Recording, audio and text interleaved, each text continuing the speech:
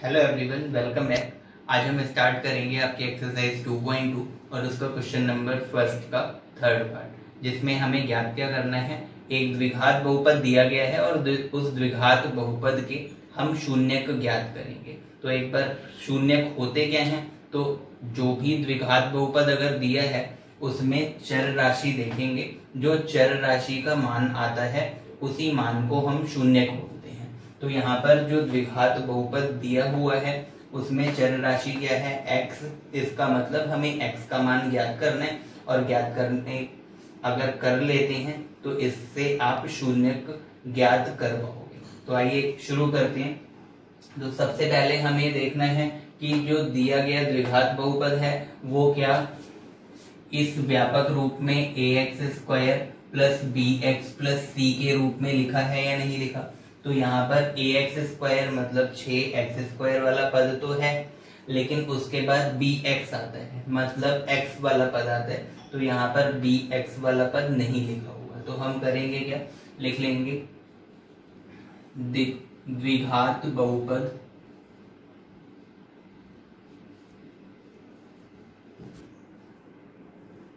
के पदों को व्यवस्थित करने पर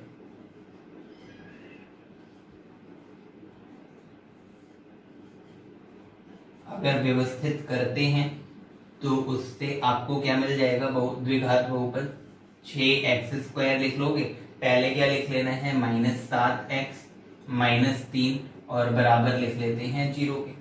अब इसके बाद यहाँ पर जो लेफ्ट हैंड साइड में पूरा द्विघात बहुपद दिया है इसके गुणनखंड करेंगे, और गुणनखंड किससे करना है, मिड टर्म स्प्लिटिंग वाले मेथड से। तो आप उसको अब शुरू करते हैं। देखिए करा क्या जाता था हमेशा, जो आखिरी दो संख्याएं हैं, पहली संख्या और आखिरी संख्या, मतलब कि a का मान और c का मान जो है इन दोनों की आपस में आप गुणा करिए। तो 6 को अगर 3 से गुणा करते हैं तो 6 तियां कितना होता है, सभी को पता है 18 होगा।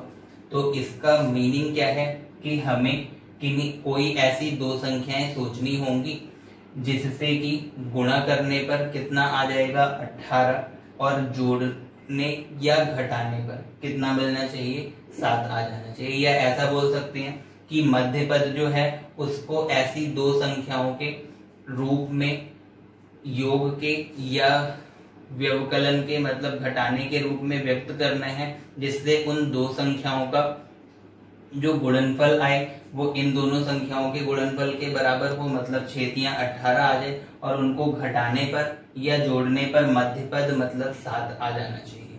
तो यहाँ से आप अगर लिखना चाहें तो 6x² को वैसे ही लिख लेंगे। अब 18 का हम अभाज्य गुणनखंड करते हैं तो मिलेगा क्या, 2 निम 18 होता है तो 9 आ जाएगा। अब 3 का पहाड़ा पढ़ लीजिए तो 3 तियां 9 और 3 एकम 3। तो अब यहाँ से इन तीनों संख्याओं की मदद से हमें ऐसी दो संख्याएं बनानी है। तो आप कर क्या सकते हो, 3 और 3 की आपस में गुणा करो, 3 तियां कितना आ जाएगा 9 और 9 और 2 को एक साथ हम लिख लेते हैं। तो 9 से अगर 2 को आप घटाओगे तो कितना बचेगा 7, और 9 की अगर 2 से गुणा करोगे तो कितना बचेगा 18। तो इस प्रकार से 9 और 2 ये दो संख्याएं हमें ले लेनी है। तो 7 को किस रूप में लिखेंगे, 9 - 2 और बाहर क्या लिखा गया है x। अगर घटाएं 9 से 2 को तो कितना बचेगा, 7 ही आ जाएगा। -3 बराबर क्या लिख लिया जाएगा, 0। अब आगे हल करना है तो ब्रैकेट ओपन करना होगा। तो यहाँ से आप लिख पाओगे 6x² माइनस का 9x, माइनस और माइनस क्या होता है प्लस, तो यहाँ पर प्लस आ जाएगा, आप 2x लिख लोगे, और माइनस क्या लिखा गया है 3 बराबर लिख लेंगे 0। अब इसके बाद हल करना है तो यहाँ से क्या लेना होगा, उभयनिष्ठ की संख्या या कॉमन। तो कॉमन कितना आ रहा है, तो 6 और 9 दोनों किसके पहाड़े में आते हैं, 3 के। तो यहाँ से 3 कॉमन आएगा। साथ में x² और x भी लिखा हुआ है तो x भी कॉमन ले लोगे। अब 3 का पहाड़ा पढ़ना है, 6 आ जाए तो कितनी बार में आता है, 3 दूनी 6, 2 बार में, और x लिख लोगे माइनस 3 का पहाड़ा पढ़ना है, 9 आ जाए कितनी बार में आता है, 3 तियां 9, 3 बार में, और साथ में x भी कॉमन लिया था तो x बाहर लिख लिया गया, यहाँ पर x नहीं आएगा। प्लस अब यहाँ पर अगले 2 पदों को देखना है और इनमें से क्या कॉमन आएगा वो देखेंगे। तो 2x और 3, 2 और 3 एक पहाड़े में नहीं आते, इसका मतलब जो संख्या है वो कॉमन नहीं आएगी। x देखें तो यहाँ पर राशि लिखी नहीं गई है, तो ऐसी कंडीशन में आप यहाँ से क्या कॉमन ले सकते हो 1, और ब्रैकेट में क्या बचेगा 2x - 3 ही आ जाएगा, बराबर लिख लोगे 0 के। अब यहाँ से देखा जाए तो 2x - 3 यहाँ भी है और इधर भी लिखा है, तो वापस से 2x - 3 जो है वो कॉमन ले लिया जाएगा। तो इधर कितना बचा, आप लिख पाओगे 3x, बीच में चिन्ह कौन सा है तो प्लस का चिन्ह है, आगे क्या लिखा गया है 1, तो 1 लिख लोगे बराबर 0 हो जाएगा। अब एक बार 2x - 3 को अगर 0 के बराबर लिखते हैं, लिख लेंगे यहाँ 2x - 3 को 0 के बराबर लिखिए, तो 2x बराबर माइनस का 3 है, उधर जाएगा किस में बदलेगा प्लस में, तो +3 आ जाएगा। तो x बराबर 3, 2 यहाँ पर गुणा में है, उधर जाएगा भाग में, तो बटे 2 लिख लेंगे। इसी प्रकार 3x + 1 को 0 के बराबर करना है, तो यहाँ से अगर संख्या बराबर के दूसरी साइड लेकर के जाएंगे तो लेफ्ट हैंड साइड में अगर संख्या प्लस में है तो राइट हैंड साइड में माइनस में बदलेगी, तो -1 आ जाएगा। और यहाँ से 3 को अगर लेकर के जाते हैं तो -1 गुणा में है, बराबर के इधर आकर के भाग में बदल जाएगा। तो यहाँ से जो शून्य मिले वो 3/2 और -1/3 मिल जाएंगे। अब आगे प्रश्न में लिखा गया है इसकी सत्यता की जांच भी करनी है, तो सत्यता की जांच कैसे की जाती है वो भी आप समझ लीजिए। लिख लेंगे सत्यता की जांच, और सत्यता की जांच करने के लिए हमें शून्यकों और गुणांकों के मध्य जो संबंध है वो पता होना जरूरी होता है। तो होता क्या है शून्यकों और गुणांकों के मध्य, लिख लेंगे क्योंकि शून्यकों का योगफल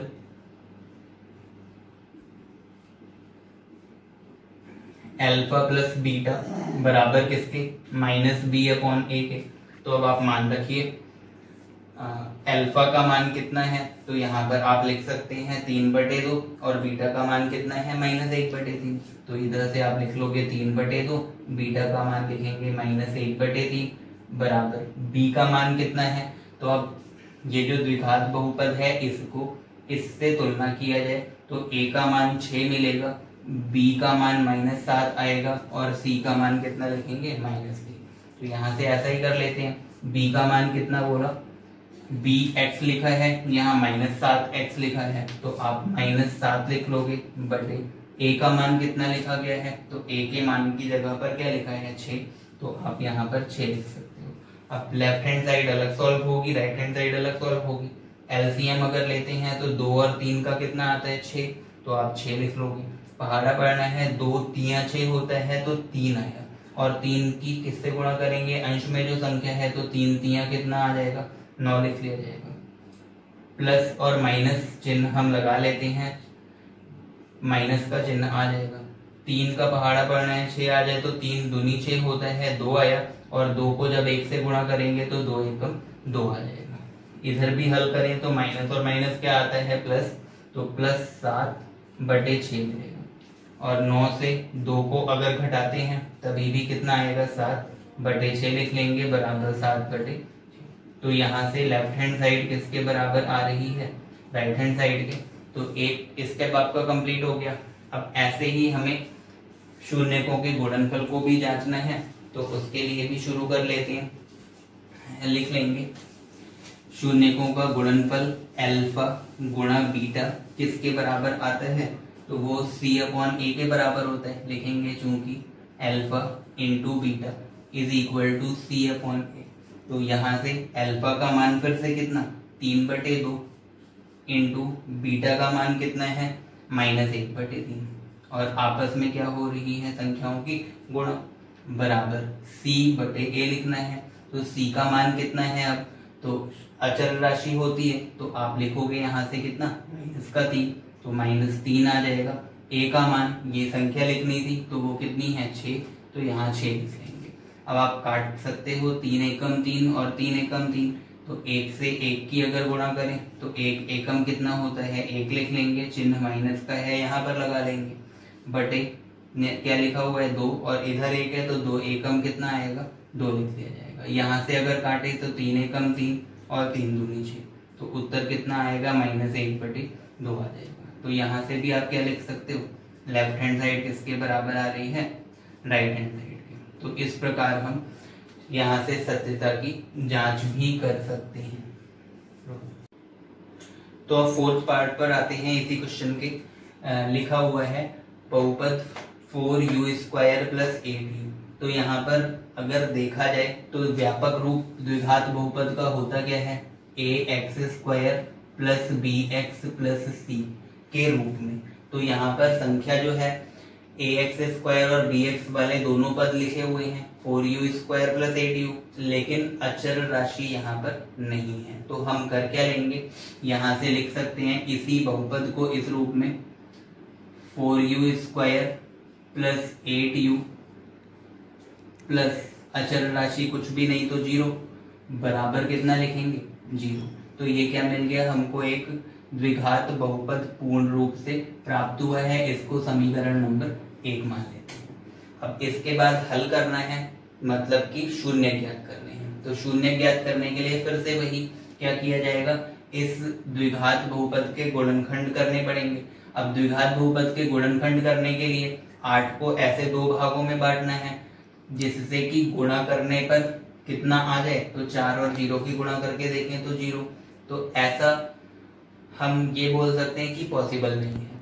तो इसलिए इस क्वेश्चन को जैसे अभी तक हम मध्य पद को 2 भागों में बांटकर हल करते थे या गुणनखंड विधि से करते थे, उस टाइप से ये क्वेश्चन नहीं हो पाएगा। इसको करने के लिए हम क्या करेंगे, जो दिया गया व्यंजक है उसी का यूज कर लेंगे। लिख लेंगे या 4u² + 8u। अब 0 जुड़ेगा तो यही संख्या आती है, बराबर क्या लिखा जाएगा, 0 लिख लेते हैं। अब यहाँ से देखिए 4 और 8 दोनों 4 के पहाड़े में आते हैं, तो 4 यहाँ से क्या है, कॉमन है। तो 4 अगर आप कॉमन लो तो अंदर क्या बचेगा वो अभी देख लेते हैं। साथ ही साथ यहाँ पर u² लिखा है और यहाँ पर u लिखा है, तो दोनों संख्याओं के साथ u है, तो यहाँ से आप एक u को भी कॉमन ले सकते हो। अब इसके बाद अगर हल किया जाए तो 4 का पहाड़ा बढ़ना है, 4 आ जाए तो 4 एकम 4, तो 1 बचेगा।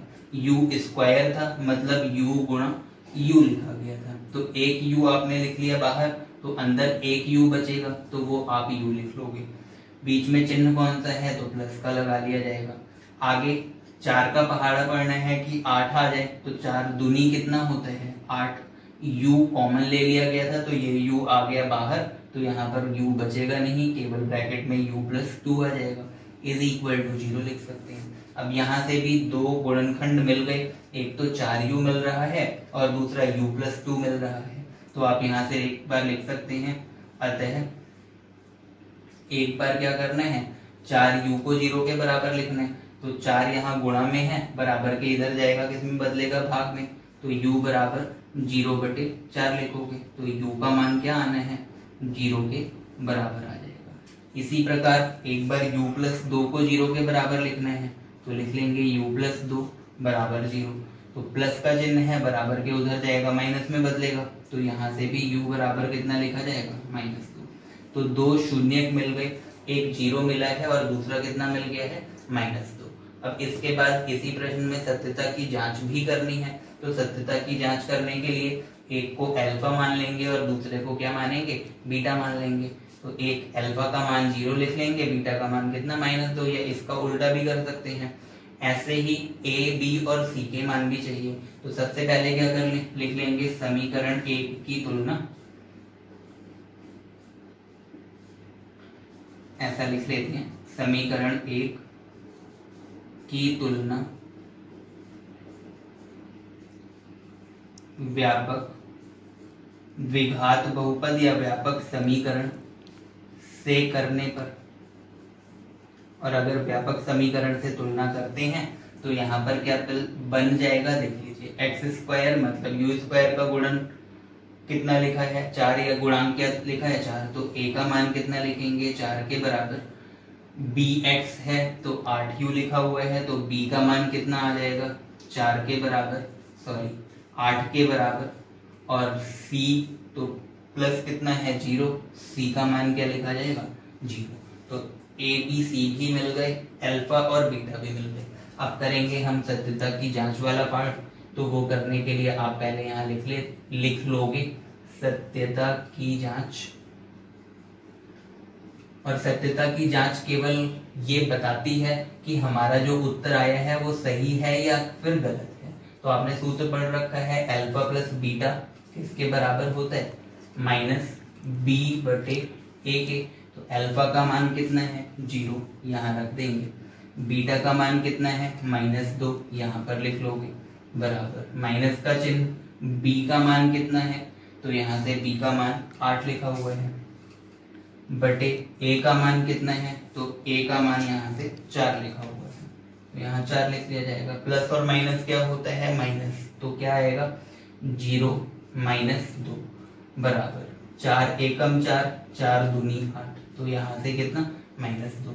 अब 0 से -2 को घटाएंगे अगर, तो कितना बचना है -2, और यहाँ से भी कितना आ जाएगा -2। तो लेफ्ट हैंड साइड किसके बराबर आ रही है राइट हैंड साइड के। तो शून्यकों का योग वाला जो पार्ट है वो तो कंप्लीट हो गया। अब शून्यकों का गुणनफल लिख लेंगे, लिखेंगे इधर तथा शून्यकों का गुणनफल अल्फा गुणा बीटा किसके बराबर आता है, तो वो आता है आपके c/a की। ये सूत्र जरूर याद कर लेना, यहाँ से क्वेश्चन भी डेफिनेटली बनता है बोर्ड में, तो आपको ये सीखते हुए चलते हैं। तो यहाँ से अल्फा का मान कितना रखा जाएगा 0 गुणा बीटा का मान कितना है -2, तो -2 लिख लेंगे इज इक्वल टू c कितना लिखा हुआ है वो 0 के बराबर है, और a का मान कितना लिखा हुआ है, तो वो 4 के बराबर है। आप लिख लोगे 4। 0 की किसी भी संख्या से गुणा की जाती है तो 0 आता है, 0 बटे 4 मतलब 0 ही आएगा। तो यहाँ से भी लेफ्ट हैंड साइड किसके बराबर आ गई है राइट हैंड साइड।